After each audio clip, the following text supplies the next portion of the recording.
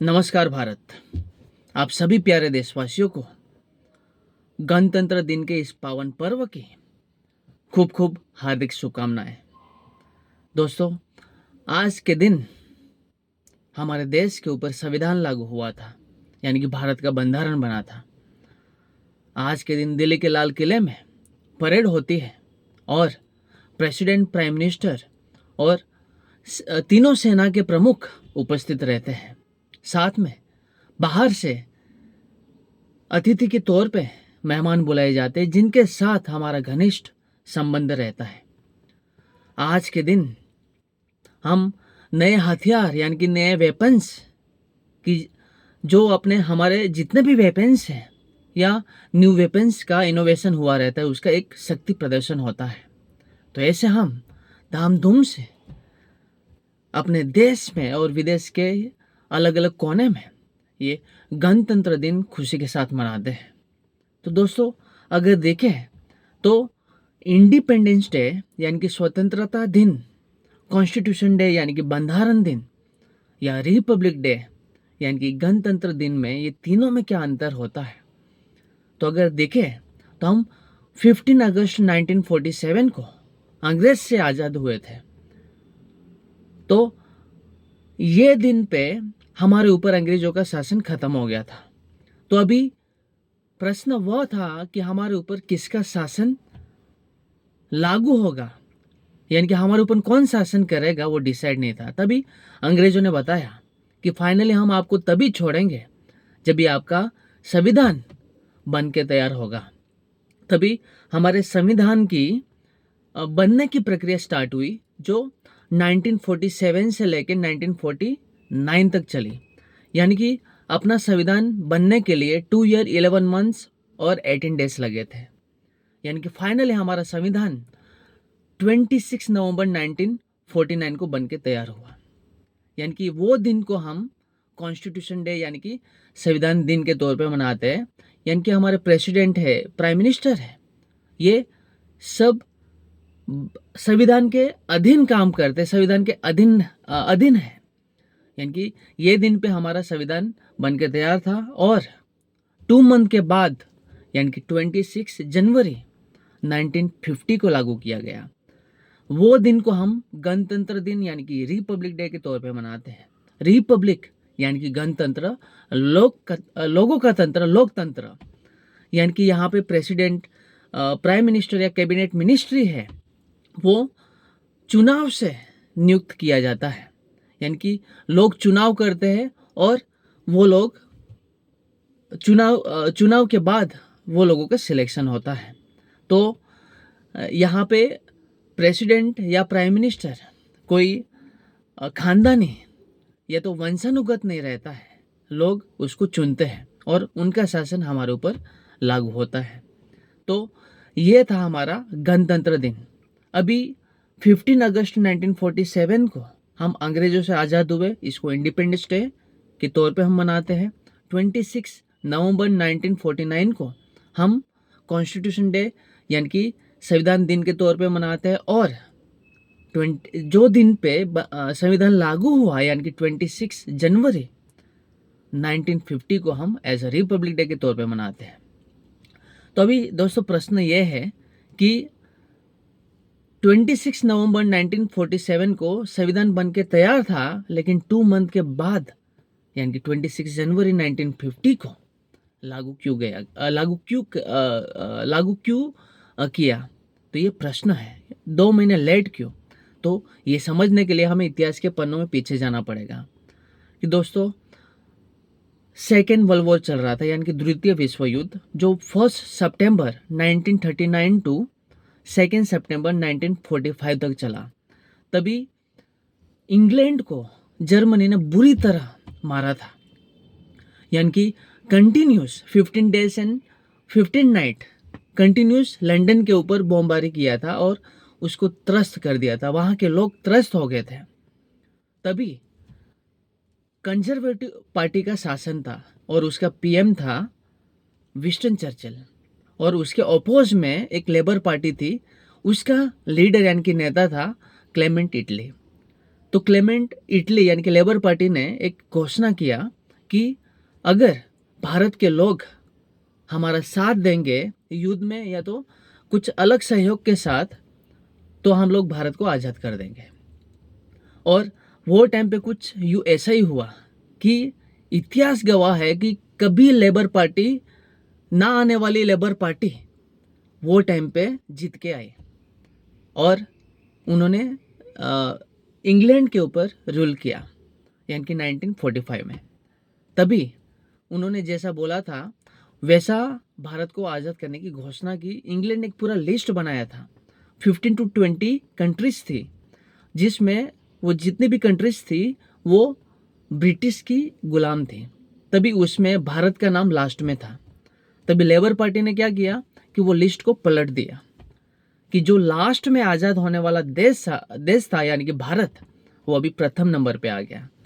तो दोस्तों यहाँ पे एक सोचने वाली चीज़ है कि इतिहास में कभी ना जीतने वाली पार्टी यानी कि लेबर पार्टी वो पहली बार जीत के आई और उन्होंने जो लास्ट में आज़ाद होने वाला देश था उसका लिस्ट नीचे से ऊपर करके प्रथम नंबर पे आया।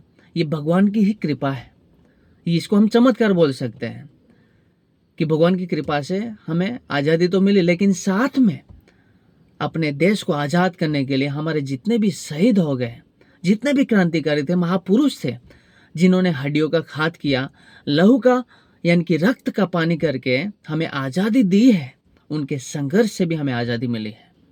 तो कहते ना कि जो मातृभूमि और संस्कृति के लिए लड़ते हैं, उसके लिए जो अपने जीवन की आहुति देते हैं, उसकी मदद के लिए भगवान को भी आना पड़ता है या भगवान भी मदद करते हैं।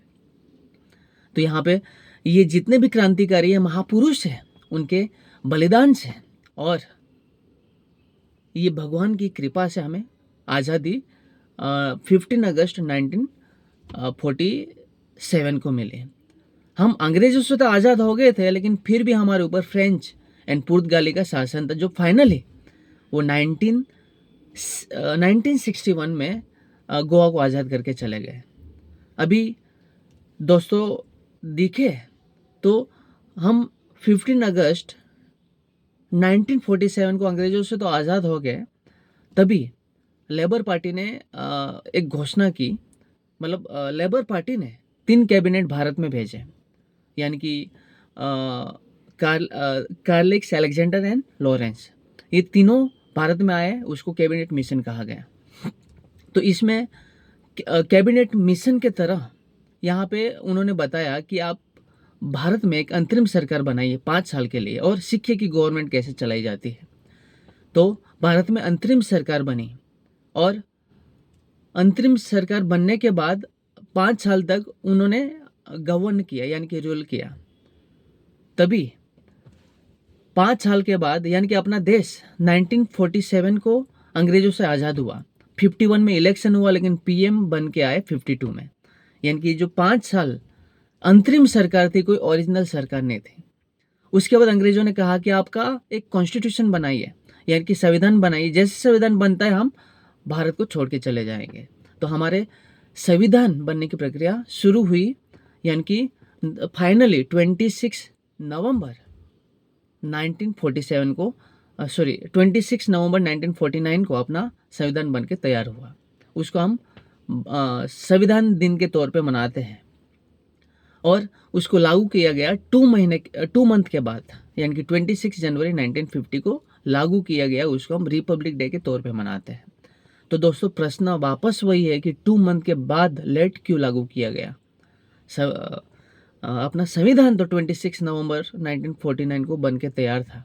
तो उसके लिए भी एक हमें इतिहास के पन्नों में जाना पड़ेगा कि 1929 को हर साल कांग्रेस का एक अधिवेशन होता था कि ईयरली मीटिंग होती थी।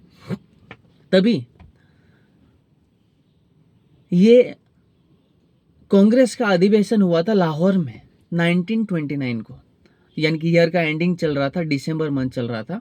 तभी कांग्रेस के अलग अलग नेताओं ने कहा कि अभी हमें, अलग अलग नेता सरदार वल्लभ भाई पटेल थे, पंडित नेहरू और बहुत सारे क्रांतिकारी थे, उन्होंने कहा कि अभी हमें अंग्रेजों से झुकने की कोई ज़रूरत नहीं है, हम 1 इंच ज़मीन के लिए समझौता नहीं करेंगे और अभी हमें पुनः स्वराज चाहिए, उन्होंने पुनः स्वराज की मांग की, तभी उन्होंने डिसाइड किया कि ये 1929 ईयर एंडिंग चल रहा है दिसंबर, 1930 आएगा जो पहला महीना रहेगा यानी कि जनवरी रहेगा, उसका एंड में जो लास्ट संडे रहेगा तभी हम आज़ादी घोषित कर देंगे और आज़ादी का परचम लहरा देंगे। तभी उन्होंने मतलब 1930 का जनवरी का लास्ट जो संडे था वो 26 जनवरी आ रहा था, तो 26 जनवरी को उन्होंने भारत का झंडा गाड़ दिया। उसको हम मिनी आज़ादी के तौर पे मनाते हैं, उसको स्वाधीनता दिन के तौर पे मनाते हैं, यानी कि मैं अंग्रेजों के अधीन नहीं हूँ, अभी मैं खुद से अधीन हूँ, स्व के अधीन हूँ। ये स्वाधीनता दिन हर साल मनाते गए, 31, 32, 35 ऐसे 49 तक उसका सेलिब्रेशन लोग करते थे, मतलब लोग किया था। अभी दुविधा वो हुई कि 26 नवंबर 1949 को संविधान भी बन के तैयार था, तो अभी संविधान दिन यानी कि 26 नवंबर को अगर रिपब्लिक डे हम सेलिब्रेट करते हैं तो जो हर साल 26 जनवरी को लोग स्वाधीनता दिन मनाते, उसका महत्व खत्म हो जाता। तो उसका महत्व खत्म ना हो, मतलब वहाँ पे तभी लोग कंफ्यूज हो गए।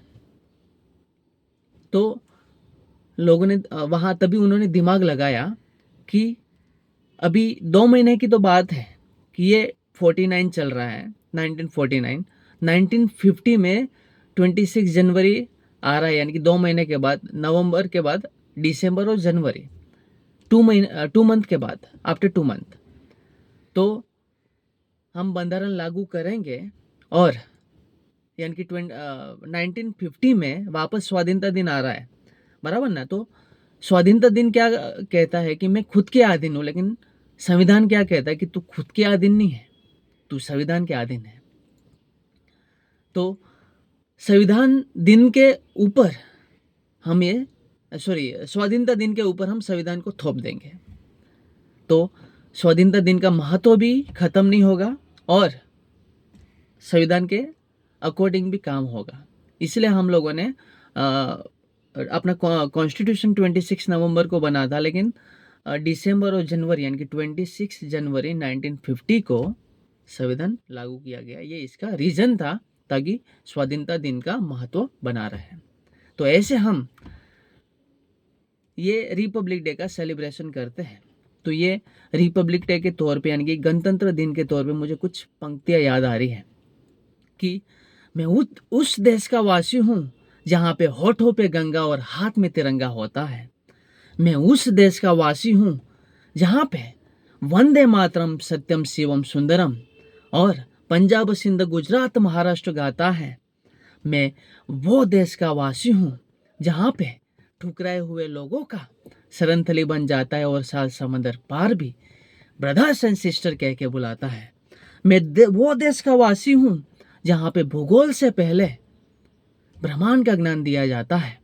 मैं वो देश का वासी हूँ जहाँ पे भगवान राम पिता के वचन के लिए राजगद्दी छोड़ के एक वनवासी बन जाते हैं। मैं गौतम के भारत से आता हूँ जो एक राजपुत्र लोगों के हित के लिए राज सिंहासन छोड़ के एक सन्यासी बन जाता है। मैं वो भारत से आता हूँ जहाँ पे कई वीरों ने जन्म लिया, महाराणा प्रताप, छत्रपति शिवाजी महाराज, सुभाष चंद्र बोस, भगत सिंह, रानी लक्ष्मीबाई, रानी दुर्गावती, ऐसे अनेक वीरों ने अपने मातृभूमि और राष्ट्र के लिए, अपने संस्कृति के लिए अपने जीवन की आहुति दिया हुआ है, बलिदान दिया हुआ है।